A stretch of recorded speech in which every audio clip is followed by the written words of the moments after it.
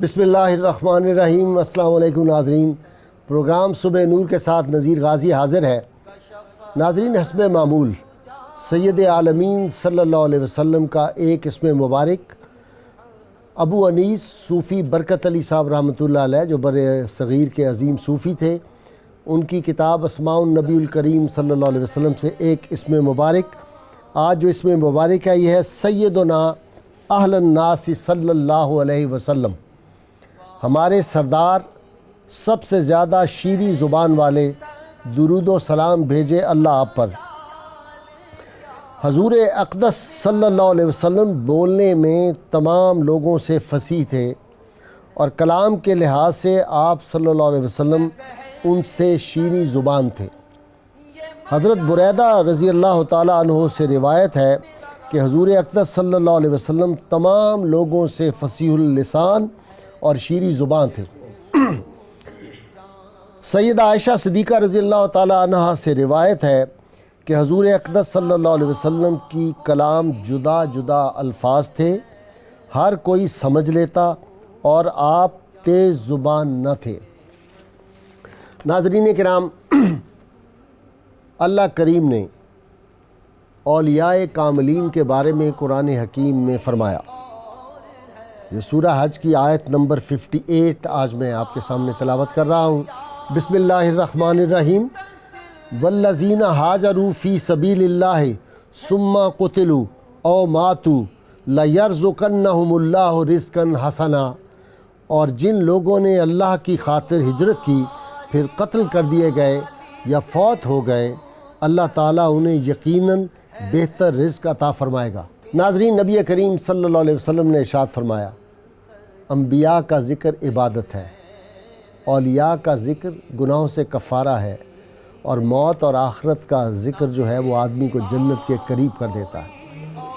آج ہم ایک ولی کامل اور ایسے ولی کامل جن کی تعریف سیدنا امام اعظم ابو حنیفہ رضی اللہ تعالیٰ عنہ، سیدنا علی حجویری داتا گنج بخش رحمۃ اللہ علیہ اور داتا گنج بخش کے پردادا پیر جناب جنید بغدادی رضی اللہ تعالیٰ عنہ جن کی تعریف کی ہے۔ میری مراد اولیاء کے سردار حضرت ابراہیم بن ادم رحمۃ اللہ علیہ سے ہے۔ آج ان کا یوم وصال ہے اور ان کی حیات اور تعلیمات اور ان کا انداز تبلیغ جو تھا اس پہ گفتگو کرنے کے لیے میں نے اپنے اسٹوڈیو میں اپنے ملک کے بہت بڑے دو اسکالر حضرات کو دعوت دی ہے۔ ہم ان سے گفتگو کریں گے۔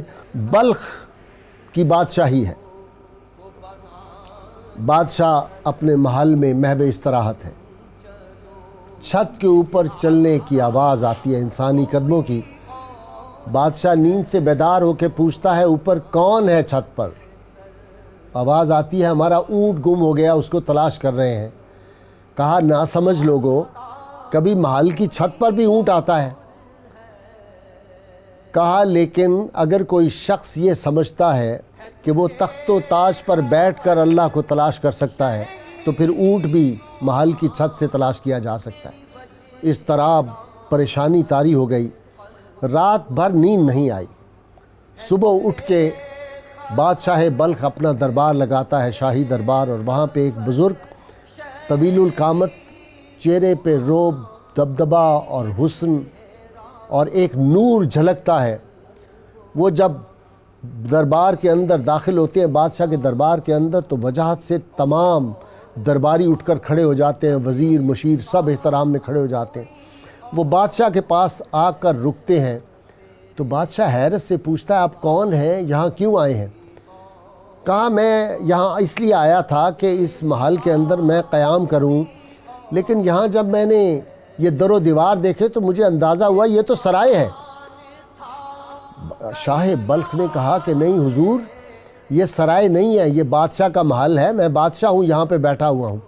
کہا یہ بتاؤ کہ تم سے پہلے یہاں کون بادشاہ تھا؟ اس نے کہا میرا باپ۔ اور اس سے پہلے کون تھا؟ میرا دادا۔ اس سے پہلے غرض اوپر انہوں نے اپنے جو نسبی اوپر بزرگ تھے ان کا نام لینا شروع کیا۔ کہا اچھا یہ بتاؤ جب تم نہیں ہوگے تو تمہارے بعد اس محل کا وارث کون ہوگا، تخت و تاج کا وارث کون ہوگا؟ کہا میرا بیٹا ہوگا، اور اس کے بعد میرا پوتا، اس کے بعد اس کا بیٹا۔ تو کہا جس محل کے اندر کسی کو قیام ہی نہیں ہے وہ سرائے نہیں تو اور کیا ہے۔ بس یہ بات سنی اور ایک دم بزرگ وہاں سے غائب ہو گئے۔ یہ ان کی تلاش میں نکلے، جنگلوں میں پھرتے رہے۔ پھر وہ بزرگ ایک دن ان کو مل گئے اور وہ جناب خضر علیہ السلام تھے۔ انہوں نے رہنمائی کی اور جناب سیدنا ابراہیم بن ادم رحمۃ اللہ علیہ اپنا تخت و تاج چھوڑ کر جنگلوں میں عبادتوں میں چلے گئے، عبادت میں مصروف ہو گئے، اور پھر انہوں نے اللہ کا قرب جو حاصل کیا وہ اتنے بڑے ولی کامل اپنے وقت کے بنے کہ جتنی تصوف کی کتابیں لکھی گئیں کوئی کتاب ایسی نہیں جس میں ابراہیم بن ادم کا نام نہ ہو۔ اور ایک مرتبہ آپ نے دیکھا کہ فرشتہ، اور بعض لوگ کہتے ہیں جبریل علیہ السلام تھے، ان کے ہاتھ میں آپ نے خواب میں دیکھا کتاب ایک ہے۔ آپ نے پوچھا آپ کیا لکھ رہے ہیں؟ کہا یہ وہ کتاب ہے جس میں اللہ کے دوستوں کے نام ہیں۔ تو جناب ابراہیم بن ادم نے عرض کیا کہ میرا نام اس میں ہے؟ کہا نہیں، آپ کا نام اس میں موجود نہیں ہے۔ انہوں نے کہا اچھا پھر دیکھیں، میں اللہ کا دوستوں میں شامل نہیں لیکن اللہ کے دوستوں کا دوست ہوں، اب دیکھیے۔ کہا ہاں اب اجازت ہوگی، تمہارا نام اللہ کے دوستوں میں شامل ہو گیا۔ میں نے کوشش کی کہ آج سیدنا ابراہیم بن ادم رحمۃ اللہ علیہ کے حوالے سے جو گفتگو ہے اس میں یقیناً اگر اللہ کے دوست نہیں تو اللہ کے دوستوں کے دوست ضرور ہیں۔ میری مراد میرے پہلے مہمان پروفیسر علامہ منیر احمد یوسفی صاحب نے معلوم نہیں کہ کتنے ایم اے کیے ہوئے ہیں وہ ایک تفصیل ہے، اور بہت بڑے عالم دین، بہت تبلیغ کا کام کر رہے ہیں اور درجنوں کتابوں کے مصنف۔ دوسرے میرے مہمان ہیں پیر علی رضا بخاری صاحب کا کمال یہ ہے یہ عربی میں بھی اسی طرح تقریر کرتے ہیں، اردو میں بھی اسی طرح ماشاءاللہ، انگریزی میں بھی، اور تصوف پہ بڑا مطالعہ ہے، اور خود زیب سجادہ، اور یہ دونوں حضرات پیر ہیں، لیکن الحمدللہ یہ وہ پیر نہیں ہیں جن پہ آج کل ہم لوگ تنقید کرتے ہیں، اور جن کی وجہ سے میں سمجھتا ہوں کہ ہماری خانقاہیں آباد نہیں ہو رہیں بلکہ وہ کاروباری مراکز بن گئے ہیں، وہ دنیا کمانے کا ذریعہ بن گئے۔ اس لیے میں نے پوری کوشش کی کہ میں اپنے اسٹوڈیو میں سچے اور سچے اور صحیح صوفی جو ہیں، جو ریئل مسٹیک ہیں، ان کو میں بلاؤں۔ یوسی صاحب قبلہ، پہلا سوال آپ سے، حضرت ابراہیم بن ادم رحمۃ اللہ علیہ کی کیا تعارف، کیا تعلیمات؟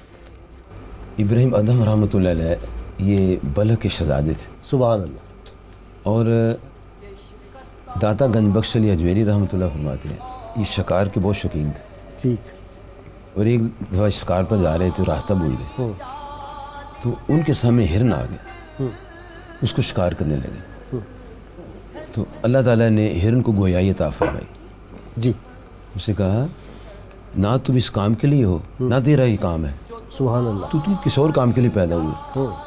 اس ہرن کی بات سن کے دل کے اندر ایک تبدیلی آ گئی، اور انہوں نے یہ سوچا کہ یہ میری رہنمائی ہو رہی ہے کہ اللہ تعالیٰ ایک جانور کے ذریعے مجھے سمجھا رہا ہے کہ تو کسی اور کام کے لیے پیدا ہوا ہے، تو دنیا کے دھندوں میں پھنس گیا، سبحان اللہ، دنیا تیرے تابع ہے، تو اللہ کا بندہ بننے والا ہے۔ تو آپ نے اس ہرن کی بات سے ایک اپنی زندگی کو تبدیل کرنے کے لیے راستہ لے لیا، اور پھر وہاں سب کچھ چھوڑ چھاڑ کے ایک عظیم انسان جو فقہ کے اماموں کے امام ہیں، جنہیں امام اعظم ابو حنیفہ کہتے ہیں، سبحان ان کی بارگاہ میں چلے، اچھا، اور آپ نے ان کو دیکھا تو سیدنا فرمایا۔ جو ان کے شاگرد تھے کہنے لگے اس کو سیدنا کہہ دیا، فرمایا یہ بہت عظیم انسان ہے، سبحان اللہ، اس پر علم ناز کرتا ہے، اس پر فقر ناز کرتا ہے، سچائی ناز کرتی ہے۔ یہ وہ شخص ہے جو اللہ کو رازق حقیقی مانتا ہے، سبحان اللہ، نہ علم کو رازق مانتا ہے، نہ عہدے کو رازق مانتا ہے، یا خدائے وحد العشی کو رازق مانتا ہے۔ سبحان تو جو ایسا شخص کو سیدنا کہے تو کیا کہے؟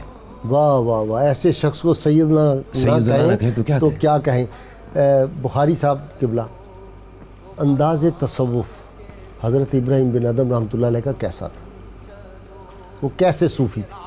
بہت شکریہ۔ میں سب سے پہلے تو ضروری سمجھوں گا محترم غازی صاحب، یہ صبح نور، یہ فیض و کرم کی بہاریں آپ کو، آپ کے چینل کو، اور یہ بہت ہی میں سمجھتا ہوں کہ ایمان افروز بزم اور جو پیغام جاتا ہے اکراس دا گلوب، اس کو ہم اپریشیٹ کرتے ہیں بہت ہی۔ میں سمجھتا ہوں کہ آج کا جو ٹاپک ہے یہ نفوس قدسیہ، اللہ والے، مقربین بارگاہ، دل والے اہل صفا، سبحان اللہ، ان کا ذکر جو ہمارے قلب و روح کی کیفیات کو لمحہ بلمحہ بدلتا ہے۔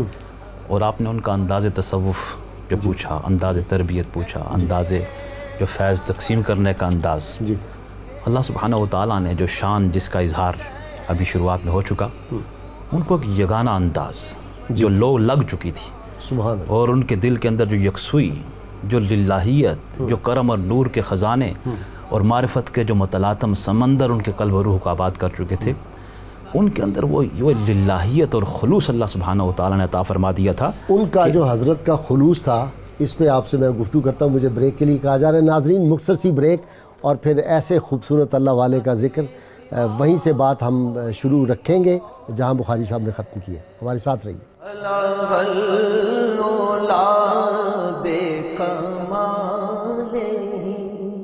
کشف دجا بے جمالہ الغلا بے کمالہ کشف دجا بے جمالہ. ویلکم بیک ناظرین. جی ناظرین، میں اپنے تیسرے مہمان کا تعارف کرانا شاید بھول گیا تھا. جناب خلیل سلطان صدیقی صاحب آج ہمیں نعت رسول مقبول صلی اللہ علیہ وسلم ہمارے پروگرام کے آخر میں سنائیں گے.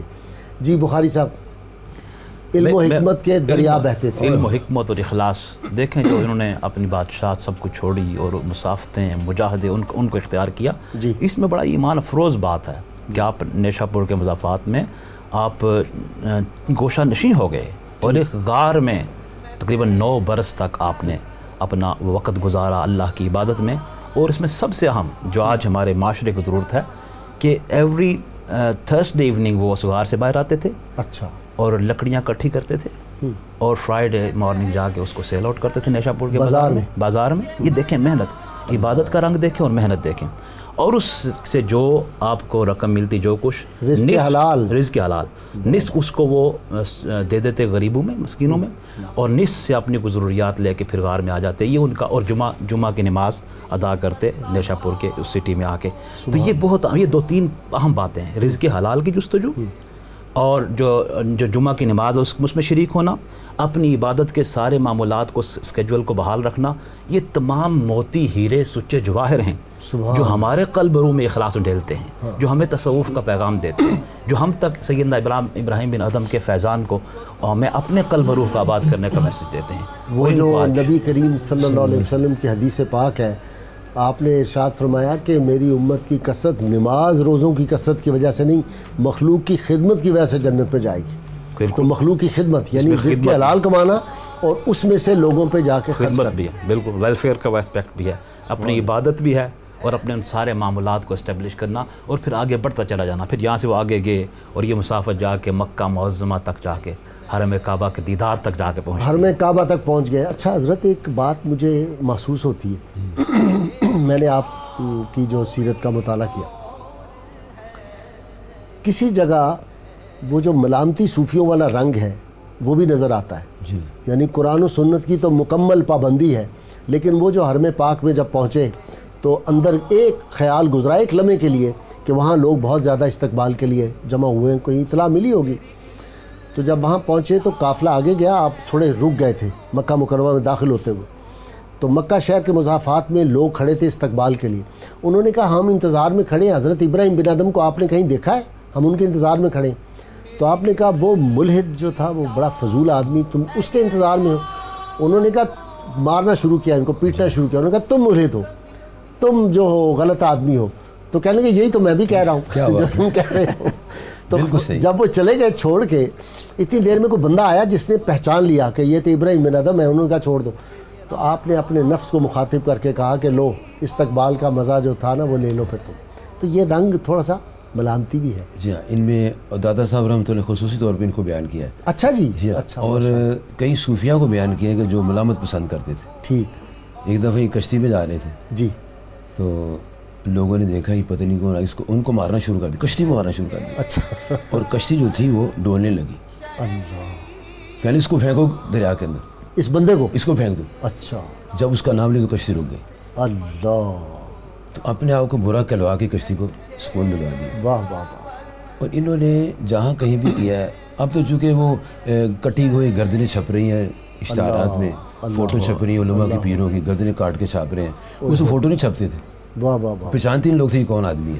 وہ مجید امجد کا، علامہ صاحب آپ کا بڑا شعری ذوق ہے. مجید امجد ہمارے ملک کا بہت بڑا شاعر تھا. اس نے کمال کی بات لکھی اولیاء کے بارے میں کہ جن کے دم سے دنیا میں ہیں یہ سر سبز ہمیشگیاں، جن کے دم سے دنیا میں ہیں یہ سر سبز ہمیشگیاں، صادق جذبوں طیب رزقوں والے تھے. کیا وہ کیا لوگ تھے بڑے ہیں، کیا لوگ تھے جو راہ وفا سے گزر گئے، جی چاہتا ہے نقش قدم چومتے چلے.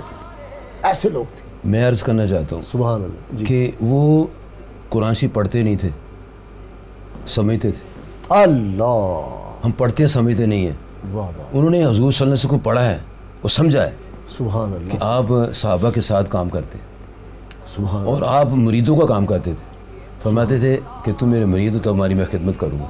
سبحان اللہ. اور ایک ڈھیرے میں بیٹھے ہوئے تھے تو ہوا چلنے لگی تو آپ دروازے میں کھڑے ہو گئے، میرے مریدوں کو ٹھنڈ نہ لگ جائے. اللہ. اور یہاں ہوتا ہے کہ مرید جو ہے ان کو غلام سمجھا ہوتا ہے، ان سے سارے کام لیں. پیر صاحب ایک بڑی اونچی مسرت پہ بیٹھے ہوئے ہیں، ان کے پاؤں چومو، ان کے ہاتھ چومو اور نذرانہ ان کو پیش کرو.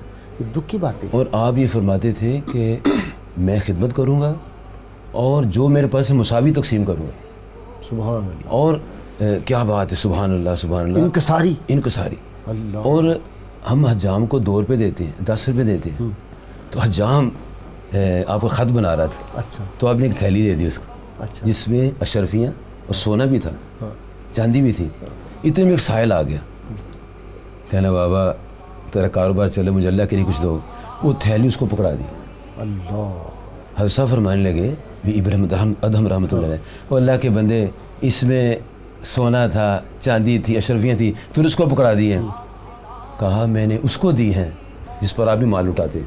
واہ. میں نے اس بندے کو نہیں دی، میں تو اللہ کو دی ہیں. وہ تو اللہ کو دی ہیں. اور اللہ اس کو جب لٹائیں گے، اس کے لیے لٹائیں گے تو اللہ اور مال عطا فرمائے گا. بخاری صاحب حضرت ابراہیم بن ادم فرمایا کرتے تھے کہ اگر دنیا کے بادشاہ، دن کے بادشاہ رات کی بادشاہی کا ایک ذرہ دیکھ لیں شمع کے برابر، تو سب اپنے گریبان پھاڑ کے جنگلوں کی طرف آ جائیں. اللہ. یہ بتائیے وہ کون سی بادشاہی تھی؟ دو عالم سے کرتی ہے بیگانہ دل کو، ہاں ہاں ہاں. عجب چیز ہے لذت آشنا. سبحان اللہ سبحان اللہ. واہ واہ. وہ لو کا لگنا ہے، وہ کیا ہے؟ وہ نور کی برسات کا ہونا ہے. وہ جب خیر کے دروازے کھل جاتے ہیں، شر صدر مل جاتا ہے، اور جب جو قلب ہے اس کا نگینہ وہ گنجینہ اور مدینہ بن جاتا ہے، جب فیض و کرم کی برسات ہوتی ہے، جب وہ تعلق اللہ سبحانہ و تعالیٰ کی بارگاہ میں بحال ہو جاتا ہے. اس کی کوئی مثال، پھر یہ رنگ اس کی کوئی مثال جی بالکل. جو نہ پوچھ ان خرقہ پوشوں کی ارادت ہو تو دیکھ ان کو، ید بیضا لیے بیٹھے ہیں اپنی آستینوں میں. ید بیضا کا واقعہ سنائے. بڑی خوبصورت مثال اس کی ہے. اچھا. کہ دریائے دجلہ کے کنارے آپ گزری اپنی سی رہے ہیں. خواجہ فرید النطار رحمۃ اللہ علیہ نے اس کو قلم بند کیا، نقل کیا ہے. تو ایک شخص وہاں آیا، ملامت کی بات یہاں گزر چکی ہے. اس نے کہا کیا لیا اپنے بلخ کی شہنشاد کو چھوڑ کے، اس درویشی نے آپ کو کیا دیا ہے، کیا ملا ہے؟ آپ اپنی سوئی دریا میں پھینک دیتے ہیں، اور پھر تھوڑی دیر گزرتی ہے، آپ مچھلیاں اپنے منہ میں سونے کی سوئیاں لے کے باہر آتی ہیں اور آپ کو پیش کرنا چاہتی ہیں. آپ کہتے ہیں مجھے وہی سوئی چاہیے جو میری تھی. چنانچہ آپ کی سوئی واپس کی جاتی ہے. آپ نے فرمایا مجھے یہ ملا ہے. یہ اس کا ایک رنگ ہے. یقیناً اللہ سبحانہ و تعالیٰ 2 نیم انٹ کی ٹھوکر سے صحرا و دریا، اقبال نے کہا، سمٹ کر پہاڑ ان کی ہیبت سے رائی. یہ سب کچھ ان اللہ والوں کے زیر نگیں ہو جاتا ہے. کب؟ جب یہ اللہ کی بارگاہ میں وصل و قرب حاصل کر لے، اس کے قریب ہو جاتے ہیں اور اس کے پیارے حبیب صلی اللہ علیہ وسلم کی مکمل غلامی کر لیتے ہیں. تو آپ نے ہمیں یہ پیغام دیا ہے، اور یہ خوبصورت پیغام ہے آج کی اس بزم کا. آپ فرماتے ہیں کہ جس بندے کی اپنے اندر یہ ایکسپیریمنٹ کر لے، تجربہ کر لے، اپنی کیفیت کو محسوس کرے کہ اس کو اگر دل جمی اور یکسوئی حاصل نہ ہو، کب؟ جب وہ تلاوت قرآن پاک کرے، نمبر 1. نمبر 2، جب وہ نماز میں مشغول ہو. نمبر 3، جب وہ اللہ کا ذکر و تسبیح کرنا چاہے. یہ 3 باتیں جب وہ ان پریکٹس لاتا ہے، اس پہ عمل کرتا ہے، کوشش کرتا ہے، اور اگر اس کو وہ لذت آشنائی، وہ اس کا باطن کا رابطہ اللہ کی بارگاہ بحال نہیں ہوتا، تو وہ یہ سمجھے کہ رحمت کا دروازہ اس پہ بند ہو چکا ہے. یہ آپ نے تنبیہ فرمائی ہے کہ اس اخلاص کو بندہ بڑھائے، اس فیض کے حصول کے لیے زیادہ تمنا کرے، طلب کرے، جستجو کرے، کوشش کرے، محنت کرے، مجاہدہ کرے، اور ان تعلیمات کو اپنائے. اور آج جو جس کا آپ نے اشارہ کیا وہ یہ ہے کہ آج ان چیزوں کو عملاً اپنانے کی ضرورت ہے۔ وہ طلب اور تڑپ نہیں ہے. مجھے ناظرین مختصر سی بریک اور اس کے بعد یہ دلچسپ گفتگو جاری رہے گی.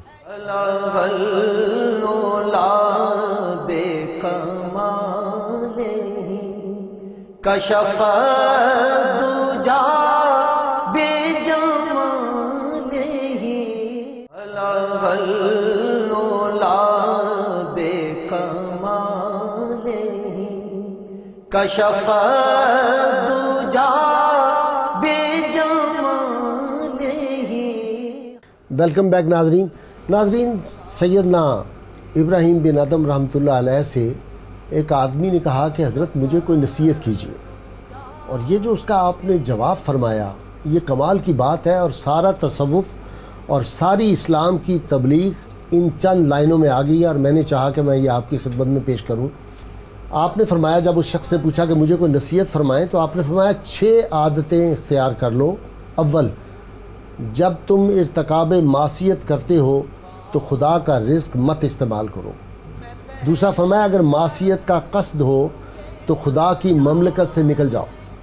اور سوم فرمایا ایسی جگہ جا کر گناہ کرو جہاں اللہ دیکھ نہ سکے.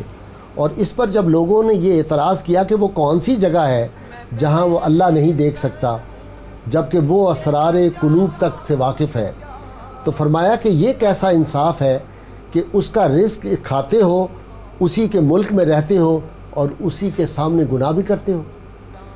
پھر فرمایا کہ فرشتہ اجل سے توبہ کا وقت طلب کرو.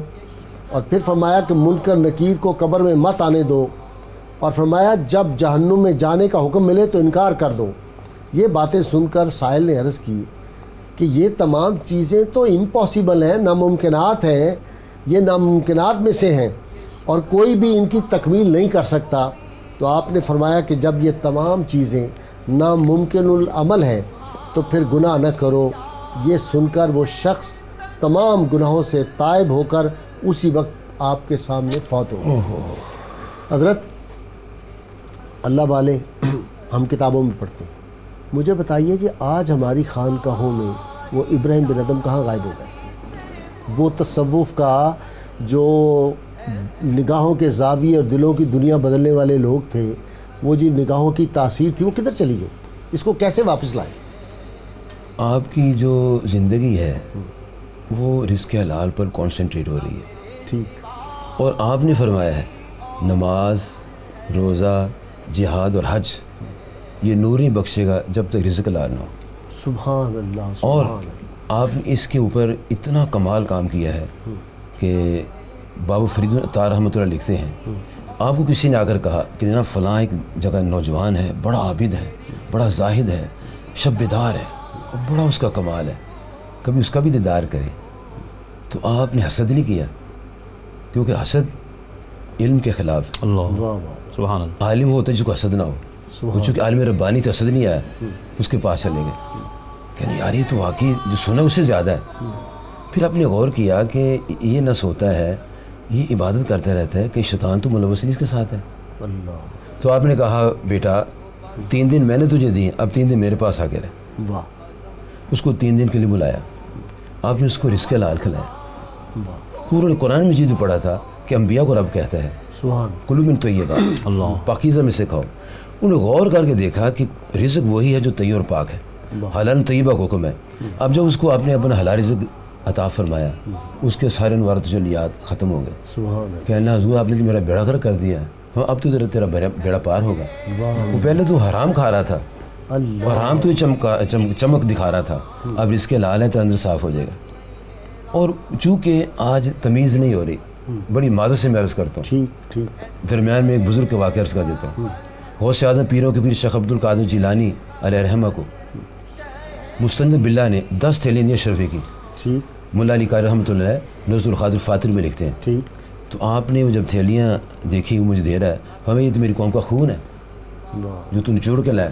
کہتا نا حضرت یہ میں اپنے گھر سے لے کر رہا. میں نا تو بادشاہ قوم کا خزانہ تیرے ہاتھ میں ہے، تو نے قوم کا خون نچوڑا ہے. جب وہ نہ مانا تو آپ نے تھیلی پکڑ کے ایسے اس کو نچوڑا تو خون ٹپکنے کا. یہ میری قوم کا خون ہے جو تم نے نچوڑا ہے. اور فرمانے اگر اس بغداد شہر میں آل رسول کی رہائش کا مجھے خیال نہ ہوتا، میں یہ تھیلی نچوڑتا رہتا اور تیرے شہر کی گلیاں خون کی ندیاں بن جاتی. اللہ اب ہم پوچھتے نہیں ہیں پیسہ کہاں سے، یہ سود کا ہے، یہ رشوت کا پیسہ ہے، یہ کسی سے نجائز لیا ہے. چونکہ ہمارے اندر وہ چیز نہیں جا رہی، اسے نور ختم ہو گیا. اور آپ نے جو فلسفہ پیش کیا ہے وہ حدیث احسان سے پیش کیا ہے. آپ فرماتے ہیں سرکار کائنات صلی اللہ علیہ وسلم سے سوال ہوئے مال ایمان، مال اسلام، مال احسان، اور مال احسان میں پوری تصوف کی زندگی آ جاتی ہے. آپ نے فرمایا، حضرت عمر بن خطاب روایت کرتے ہیں، امام بخاری نے کتاب الایمان میں لکھا ہے، مسلم نے کتاب الایمان میں لکھا ہے، کیا فرمایا؟ فرماتے ہیں ان تعبد اللہ کأنک تراہ، اللہ کی بندگی ایسے کرو جیسے اس کو دیکھتے ہو. سبحان اللہ، سبحان. فَإِن لَمْ تَكُنْ تَرَاهُ، اور اگر یہ تمہارا کانسیپٹ کریٹ نہ ہو سکے کہ میں اس کو دیکھ رہا ہوں، تو یہ یقین جانو وہ تمہیں دیکھ رہا ہے. جب میں یہ نظریہ بنا لوں گا کہ میرا اللہ مجھے دیکھ رہے ہیں، میں اس کو دیکھ رہا ہوں، میرا ہر کام صحیح ہو جائے گا. جب صحیح کام ہو جائے میں بھی ان کے سب میں آ جاؤں گا جن کو آپ تلاش کر رہے ہیں. سبحان اللہ، سبحان اللہ. یعنی بنیاد آپ نے یہ سارا جو بیان فرمایا وہ ہے رزق حلال، رزق حلال. اچھا بخاری صاحب، حضرت ابراہیم بن ادم رحمۃ اللہ علیہ ایک جگہ جب یہ درویشی اختیار کی تو کھجوریں ایک باغ میں اکٹھی کر رہے تھے، اور 40 مرتبہ آپ نے وہ اپنی جھولی بھری، لوگ آتے تھے چھین کے لے جاتے تھے کھجوریں ان سے. 41ویں مرتبہ کسی نے کھجوریں ان سے نہیں لی تو بڑے حیران ہوئے. تو ہاتف غیبی سے آواز آئی کہ تم جب بلخ کے بادشاہ تھے تو 40 آدمی خادم آگے پیچھے چلتے تھے، اور یہ اس کا سزا ملی ہے آج کہ یہ 40 دفعہ جھولی خالی ہوئی ہے. یہ جو ہمارے ہاں مشائخ اعظام، حکمرانوں کی بات ہی چھوڑیے نا، ہمارے حکمران 40 نہیں، ہمارے تو 40,000 بندے آگے پیچھے ان کے کھڑے ہوتے ہیں، اور اس سے آدمی کے اندر رعونت، تکبر پیدا ہوتا ہے. لیکن یہ جو ہماری خانقاہیں یا یہ جو صوفیات ہیں، انہوں نے بھی اب یہ ڈھنگ اختیار کر لیا. ہم دیکھتے ہیں اللہ ماشاء اللہ بہت اچھے لوگ بھی یقیناً ہیں کہ مرید ہیں اور جلوس ہے اور آگے ہے اور ہاتھ چوم رہے ہیں، اور وہ جو لینڈ کروزروں سے اترنا اور ہاؤ ہو بادشاہوں والی، اس کی کہاں تک اجازت ہے؟ دیکھیں، ایک چیز تو میں یقیناً اتفاق کروں گا، اور یہ فیکٹ ہے کہ ایک ٹریڈیشنلزم، ایک رسم و رواج، اس کی برمار اور ایک ریس ہے، یہ ایک فیکٹ ہے. اور یہ ہمارے تصوف کا خانقاہی جو زوال ہے، انحطاط، اس کی ایک واضح مثال اس سے دی جا سکتی ہے. آج کیا حال ہوگا اقبال جب سرہن شریف حاضر ہوتے ہیں تو وہ تو پکار اٹھتے ہیں 300 سال سے ہیں ہند کے میخانے بند، اب مناسب ہے تیرا فیض عام ہو اے ساقی، شراب کہن پھر پلا ساقیہ، وہی جام گردش میں لا ساقیہ. تو اس میں سمجھتا ہوں کہ دیکھیں، نسبتیں مفقود ہو سکتی ہیں اور مفقود ہیں، نسبتیں معدوم نہیں ہو سکتی. یہ نسبتیں قائم رہیں گی تا قیام قیامت قائم رہیں گی. کچھ فیلیئرز خانقاہی نظام کے ہیں، کچھ فیلیئرز ہمارے بھی ہیں. وہ یہ ہے کہ آج جدید ریسرچ کا دور ہے، آئی ٹی کا دور ہے، میڈیا کا دور ہے، الیکٹرانک، پرنٹ، سوشل میڈیا. آج ہر چیز ہم اچھی جو پیور ہے فائنڈ آؤٹ کر لیتے ہیں. ہمیں سارا پتہ ہے ہم نے بچوں کا ایڈمیشن کدھر کرنا ہے، ہمیں سب پتہ ہے جاب کدھر ہم نے فائنڈ آؤٹ کرنی ہے، سب کچھ پتہ ہے، لیکن یہ نہیں پتہ پیر کون سا پکڑنا ہے. تو میں سمجھتا ہوں کہ تصوف کے انحطاط کا جہاں ذمہ دار وہ نام نہاد، میں تو نہ ان کو شیخ کہتا ہوں نہ صوفی کہتا ہوں، نام نہاد لوگ ہیں. اس کے ساتھ ساتھ ہمارے معاشرے کو یہ ذمہ داری، اور میں سمجھتا ہوں کہ یہ رول جو آپ پلے کر رہے ہیں یہ بہت امپریسو ہے، یہ بڑا اہم ہے کہ ہم اس وقت ینگسٹرز کو خاص کر جو اس وقت جستجو میں ہیں، تلاش میں ہیں، ہم ان کو ریئلائز کرائیں کہ تصوف ایک حقیقت کا نام ہے، تصوف سچ کا نام ہے، تصوف نور کا نام ہے، تصوف برکت کا نام ہے، تصوف من کی کائنات کو بدلنے کا نام ہے. اس طرف آنا چاہیے. اور اس کے لیے میں بہت مختصر سے مثال ہے، قاضی ثناء اللہ پانی پتی رحمۃ اللہ علیہ نے جو سائن اور علامات ایسے لوگ جن کو پکڑنا ہے ان کے متعلق کا فرماتے ہیں، قرآن و حدیث سے ماخوذ، اور فرماتے ہیں کہ شیخ پکڑنا ہے 3 بنیادی علامات. ایک، اس کے دیدار سے اللہ یاد آ جائے، حدیث پاک کوڑتے ہیں خیارکم الذین اذا ذکر اللہ. اور دوسرا آپ فرماتے ہیں کہ وہ شریعت سنت کا پابند ہو. اٹ از ویری کلیئر، یہ ٹو دا پوائنٹ بات ہے، اس میں کوئی کنفیوژن نہیں ہے. اور یہ میرا خیال ایسا معیار ہے جو سمجھنے والا ہر بندہ سمجھ سکتا ہے. 2 باتیں. اور تیسرا، اس کی بزم میں تاثیر ہونی چاہیے. اور تاثیر کی سادی سی مثال، تاثیر یہ گہرا سمندر ہے. تاثیر کی سادی مثال یہ ہے کہ جب اس کے پاس بیٹھیں برائی سے نفرت پیدا ہونی شروع ہو جائے، سبحان اللہ، نیکی کی محبت پیدا ہونی شروع ہو جائے، دل کا حال بدلنا شروع ہو جائے، اور بندہ گناہ کو ترک کر کے، شر کو ترک کر کے نیکی اور خیر کی طرف آ جائے. یہ 3 باتیں جہاں ہیں. صاحب اخلاص جو ہے یہ بہت امپورٹنٹ ہے. ہم نے اپنے ایک پروگرام میں بلایا تھا تہجد کے جو ہیں اس کے فوائد کیا ہیں، سبحان دینی، روحانی، جسمانی، بدنی، یہ ساری اور اس میں ہم نے ایک اسکالر اپنے جو تھے دینی ان کو بھی بلایا ہوا تھا، اور ساتھ ہم نے مفتی فاروق القادری تھے، اور ملک کے سب سے بڑے ڈاکٹر جو تھے شیخ زید کے ہاسپٹل کے جو چیئرمین ہیں ڈاکٹر فاروق اقبال، ان کو بلایا ہوا تھا۔ آپ یقین کریں کہ ایک پروفیسر کا، مجھے کوئی مسز بطول، مجھے پورا نام نہیں یاد، پروفیسر کا ایک فون آیا، اس نے کہا بڑی مشکل سے آپ کا نمبر تلاش کیا ہے، میں اور میرا خاوند دونوں آج سے تہجد گزار ہو گئے اللہ سبحان آپ کے پروگرام کی یہ بات سن کے۔ یعنی میری تو یہ کوشش ہوتی ہے کہ ہاں ان لوگوں کو بلاؤں، یہ آپ کی بات جب لوگوں تک پہنچے تو ایک لفظ انقلاب برپا کر دیتا ہے۔ مجھے بریک کے لیے جانا ہے ناظرین، مختصر سی بریک اور پھر حاضر ہوتے ہیں۔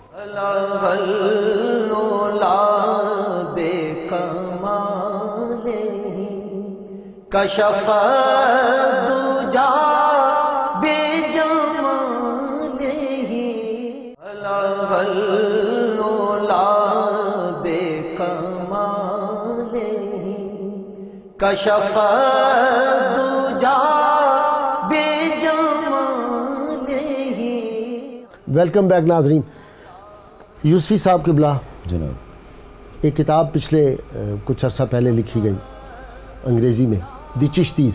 اچھا، یہ ایک نو مسلم تھی خاتون، منیرہ حائری، اس نے لکھی، اور وہ بابا صاحب کے آئی مزار پہ، اور اس نے کچھ دن قیام کیا، اور اس کے بعد وہ مسلمان ہو گئی۔ کیا بات۔ اچھا، دوسری کتاب ایک بہت بڑے صوفی ہیں حضرت مظفر الزیق رحمۃ اللہ علیہ، یہ ترکی کے بہت بڑے صوفی تھے، سلسلہ حلواتیہ کے سربراہ تھے، انہوں نے یورپ میں بہت کام کیا دنیا میں، اور ان کی کتاب الارشاد، دونوں نے ایک بات لکھی ہے کہ یہ جو صوفیاء ہوتے ہیں نا، یہ رحمت کے صاحبان ہوتے ہیں، جہاں ان کے مزارات ہوتے ہیں یا ان کا وجود ہوتا ہے، جہاں یہ بیٹھتے ہیں، اس سے اللہ تعالیٰ کی رحمتیں نازل ہوتی ہیں۔ اسی طرح جس طرح قرآن حکیم میں آتا ہے کہ کفار مکہ کہتے تھے اگر آپ اللہ کے سچے نبی ہیں تو ہم پہ بد دعا دیں کہ ہم پہ عذاب نازل آئے، تو اللہ کریم فرمایا اے محبوب صلی اللہ علیہ وسلم، جب تک آپ ان میں موجود ہیں آپ ان کو ہم عذاب نہیں دے سکتے۔ تو وہ کہتے ہیں کہ اولیاء جن جگہوں پہ ہوتے ہیں، اور مجھے احساس آج ہو رہا تھا، آپ سے یہ دل کی بات کر رہا ہوں، کہ جس طرح کے ہمارے اعمال ہیں، یہ علی اجویری کا جو مزار ہے یہاں پہ، اس کی وجہ سے کتنے عذاب ہم سے ٹلتے ہوں گے۔ اللہ، یہ جو بابا فرید گنج شکر بیٹھے ہوئے ہیں، ان کی وجہ سے کتنی مصیبتیں ٹلتی ہوں گی۔ تو یہ جو صوفی کا انداز ہوتا ہے کہ اس کی جو موجودگی ہے، اس کی برکات کیا ہیں، اور ہمیں یہ برکات کیسے حاصل کرنی چاہیے؟ پہلی تو اس میں یہ بات ہے کہ اللہ کا ولی زندہ بھی ولی ہوتا ہے، سبحان اللہ، وصال کر بھی ولی اللہ ہوتا ہے، سبحان اللہ، اس کی ولایت اللہ چھینتا نہیں ہے، سبحان اللہ، اور وہ انسان کو اللہ کا بندہ سمجھ کے ڈیل کرتا ہے، دشمن سمجھ کے ڈیل نہیں کرتا۔ واہ واہ، اور چونکہ حضرت ابراہیم ادم رحمۃ اللہ کا ذکر آ رہا ہے، سبحان اللہ، ان کے پاس ایک بندہ آ گیا، اچھا، کافی عرصہ رہا، کہا حضور کافی دیر آپ کے پاس رہا ہوں میں، کوئی میرے عیب تو بتا دیجیے۔ واہ واہ، اب ایک اللہ کا ولی کس طرح محبت کرتا ہے، واہ واہ، فرمایا میں نے تجھے نگاہ محبت سے دیکھا ہے، سبحان اللہ، وہ جو نگاہ محبت سے دیکھتا ہے عیب نہیں دیکھتا۔ واہ واہ واہ واہ واہ واہ، ہم لوگوں کو پاس بٹھاتے ہیں، عیب چینیاں کرتے ہیں، ہائے ہائے ہائے، کیسے رحمت برسے گی؟ واہ واہ واہ غوث اعظم فرماتے ہیں ولی تو ہوتا ہی وہ جو عیب چینی نہ کرے، واہ واہ، عیب وہ پردہ ڈال ولی ہوتا ہے، سبحان اور اللہ، اللہ تعالیٰ کی صفت میں متصف ہوتا ہے کہ وہ پردے ڈالتا ہے عیبوں پر، ولی بھی پردے ڈالتا ہے، اسی کو اللہ کا ولی بنتا ہے، اور اللہ دوست اس کو بناتا ہے جو اس کی صفات میں فنا ہو جاتا ہے۔ واہ واہ۔ اچھا جی، چونکہ وقت ہمارے پاس کم ہے، کوئی ذاتی واقعہ جو آپ کو زندگی میں بہت زیادہ جس نے متاثر کیا ہو، یہ صوفیاء کے حوالے سے؟ ہر آدمی کو کوئی واقعہ پیش ہوتا ہے۔ بخاری صاحب آپ بھی تیار رہیے اس سوال کے۔ ہمارے شیخ پیر طریقت حضرت قبلہ حاجی محسن نگینہ صاحب رحمۃ اللہ علیہ، جی، ان کے پاس ایک عورت آئی، کہنے حضور دعا کریں میرا شوہر بھاگ گیا ہے، واپس آ جائے۔ جمعہ پڑھانے کے لیے گئے تو ایک بندہ آتا ہے، کہتا ہے دعا کہ میری شادی ہو جائے۔ وہی کمال بات ہے، ایک شوہر چھوڑ کے جا رہا ہے، ایک شادی کے لیے کہہ رہا ہے۔ واہ، وہ جس کا شوہر چھوڑ کے گیا ہوا تھا نا، وہ آپ کے دیہات میں رہتا تھا، تو وہ آپ کے پاس آیا، کہنا حضور السلام علیکم ورحمۃ اللہ وبرکاتہ۔ کہنا حضور آپ تو داتا صاحب کی نظر میں ہے، کیسے؟ کہنے لگے جناب میں گھر سے بھاگا ہوا تھا حالات کی تنگی وجہ سے، تو میں داتا سے آ کے ٹھہر گیا۔ وہاں میں کھاتا وہیں سے تھا، میں نماز پڑھ لیتا تھا. رات مجھے دادا سے خواب میں ملے ہیں، فرمایا او فلانے میرے یوسف کو تیری بیوی تنگ کر رہی ہے، جا کے اپنی بیوی کے پاس جا اور گھر کے حالات کو صحیح کر. سبحان آج بھی اولیاء اللہ خیر خواہی کرتے ہیں، گھروں کو آباد کرتے ہیں اور ملاتے ہیں، پیار کی بہاریں دیتے ہیں اور بچھڑوں کو ملا دیتے ہیں. واہ واہ. بخاری صاحب کوئی ذاتی واقعہ اپنے پیر سے چھوڑ کے کوئی جو آپ پہ کوئی یعنی خاص تجربہ ہوا ہو آپ کا؟ جی بالکل، یہ ایکسپیریمنٹ ہے، لیکن مجھے فالو کرنے دیں یوسف صاحب کو پلیز. اچھا ٹھیک ہے، چلیے. وہ اس طرح نہ لگے کہ ہم اپنے پیروں کی پروجیکشن کر رہے ہیں. اس میں کل مفتی منیب صاحب آئے تھے میرے اسٹوڈیو میں، ہم نے پروگرام کیا تھا، تو انہوں نے کہا اس سے احتراز کیا کریں، تو میں اس لیے آپ سے عرض کر رہا ہوں چونکہ میں یوسی صاحب کو پہلے میں نے بتایا نہیں تھا، تو اس لیے یہ تو بات ہو گئی. آپ اس سے ہٹ کے دیکھیں نا، آپ تصوف سے منسلک ہیں تو ذاتی آپ کو تجربے بھی تو ہوں گے، صرف اپنے پیر کی حد تک ہی نہیں. Just experiment. اوکے، آپ کہیں داتا صاحب گئے ہیں، کہیں بابا صاحب گئے ہیں، کوئی واقعہ آپ کو اٹ ہوا از ہے؟ Very simple. میں آپ کو ایک ذاتی جو پرسنل، چونکہ میرا آنا جانا ویسٹرن ورلڈ میں بہت زیادہ ہوتا ہے، اکراس دا ویسٹ، ٹھیک ہے، یورپین کنٹریز میں اور امریکہ میں بہت سی واقعے ہیں. ایک مختصر سا ایک واقعہ یہ ہے کہ وہاں اس وقت بھی بڑے اسکالر ہیں یو کے میں، پروفیسر مسعود اختر رضواری صاحب. جی جی میں تو جانتا ہوں. انہوں نے مجھے کہا کہ ایک ینگسٹر، ایک نوجوان مسلمان ہونا چاہتا ہے، تو میری خواہش یہ ہے کہ آپ یہاں آئے ہوئے ہیں تو آپ یہ شرف حاصل کریں. تو اس کو ہم نے بٹھایا، الحمدللہ اس نے کلمہ پڑھا اور اس کا کوئی ریلیجن نہیں تھا، اور وہ محبت کی زبان سے کھچا وہاں آیا تھا. انہوں نے اخلاق و پیار ان کا دیکھا اور اس نے کہا کہ میں مجھے ایک اٹریکشن لگی، ایک آپ کی جو ڈیلنگ جو تھی. جو اس میں تجربے کی بات یہ ہے کہ ہم اپنے بزرگوں کو صوفیاء جو بتاتے ہیں اس کے بتائے ہوئے طریقے سے اس میں اللہ کا ذکر شروع کر کے متوجہ ہوئے. اس بندے کو نہ ابھی کوئی لینگویج اس طرح پراپر نہ کوئی خطاب کیا ہے، نہ کوئی کتاب پڑھائی ہے، نہ کوئی لمبی چوڑی بات کی ہے. ذرا سا متوجہ ہونے سے ہم نے تجربہ یہ دیکھا کہ اس کی آنکھوں سے آنسو جاری ہو گئے، آنسو کی جڑیاں رواں ہو گئیں. مجھے یاد ہے عمر نام اس کا رکھا تھا. تو اس سے ہم نے پوچھا کیا ہوا؟ اس نے کہا کہ یہ کلمہ طیبہ جو کلمات آپ نے پڑھائے ہیں، یہ پڑھتے ہی میرے دل کی جو حالت تھی آئی couldn't ایکسپلین کہ وہ میری چینج ہوگی اور یہ میری حالت بن گئی. بخاری صاحب اور یوسی صاحب، اصل ہوتا یہ ہے جو میرا اپنا بہت ہی مختصر، میں تو ایک طالب علم، ذکر کر کے نا جو اخلاص سے لوگ عبادت کرتے ان کے جسم سے وہ قدسی شعائیں پیدا ہوتی ہیں. ان کا ایک اورا ایسا ہوتا ہے جب وہ لوگوں کے پاس بیٹھتے ہیں تو ان کو ایک سکون نصیب ہوتا ہے. وہ ہم لیک کر رہے ہیں.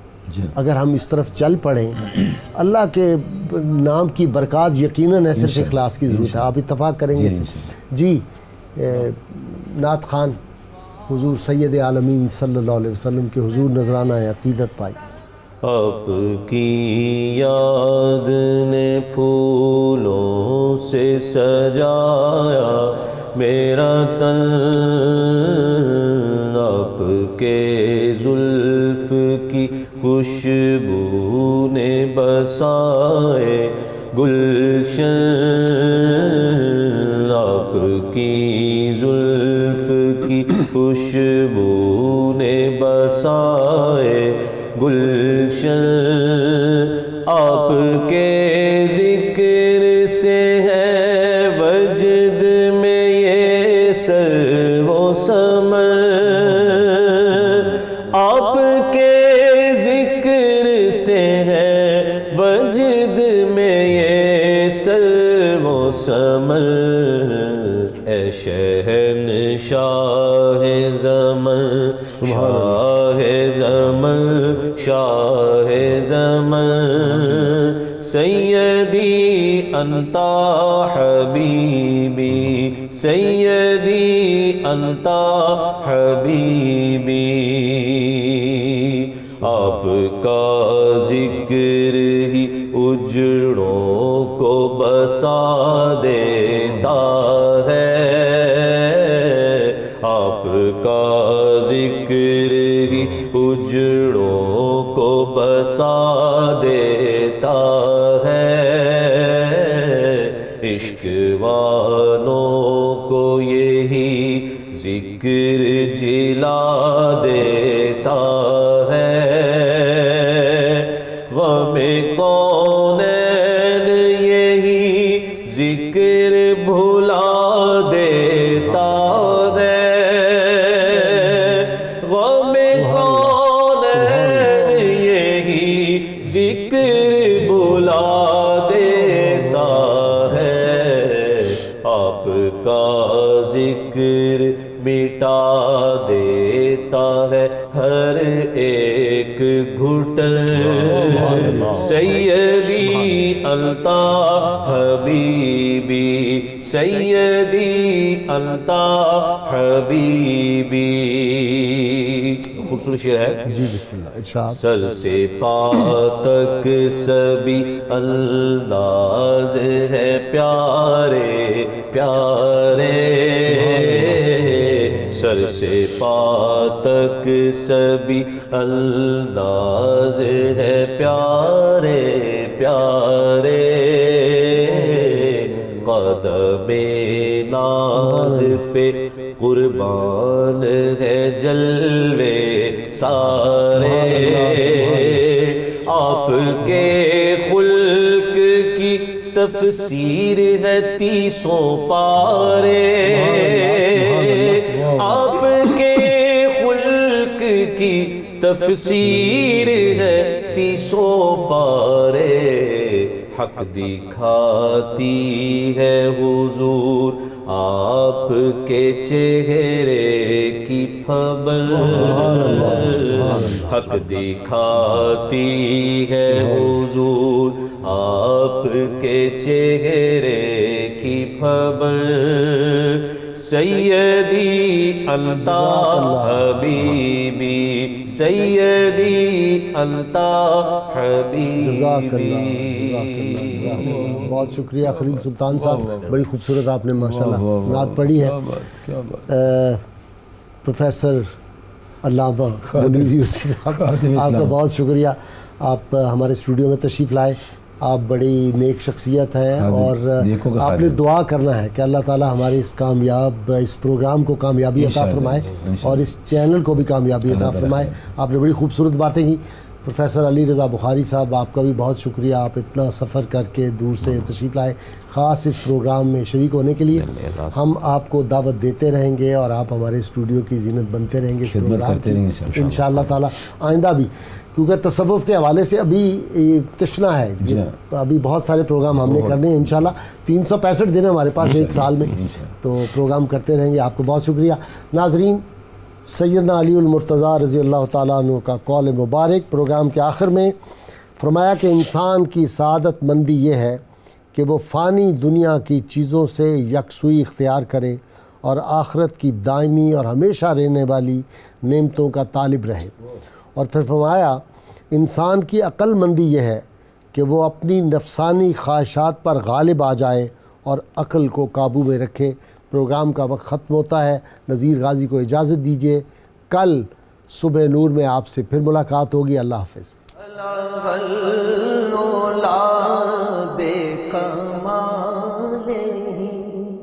کشف دجا بجمالہ